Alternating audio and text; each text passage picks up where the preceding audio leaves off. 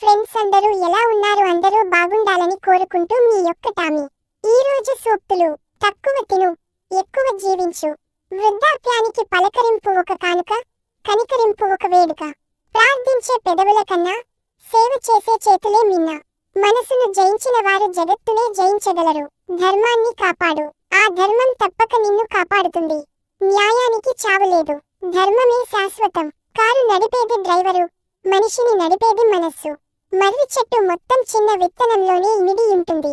అగ్గిపెట్టెలోని నిప్పు జేబులో ఉన్నా కాల్చదు. పుట్టుకను ఎంత ప్రేమిస్తామో చావును కూడా అంతే ప్రేమించాలి. జీవిత మాధుర్యాన్ని చవిచూడాలంటే గతాన్ని మర్చిపోయే శక్తి ఉండాలి. ఆపదలో సైతం ధర్మాన్ని వీడని వాడే శ్రేష్టమైన మనిషి.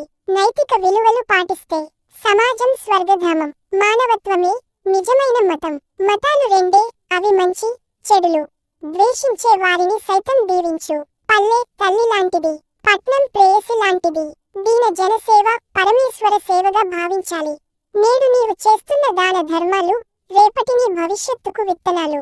అన్నీ ఉండి ఇతరులకు సేవ చేయలేని వారు నిజమైన అనాథలు. పనికి మించిన దేవుడు లేడు.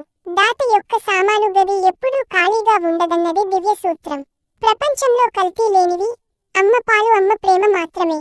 సంకల్ప సిద్ధి ఉంటే సిద్ధి తానంతటదే ప్రాప్తిస్తుంది. ఒక విన్నపము: మన ఛానల్ ని అందరూ లైక్, షేర్ అండ్ సబ్స్క్రైబ్ చేసుకోండి.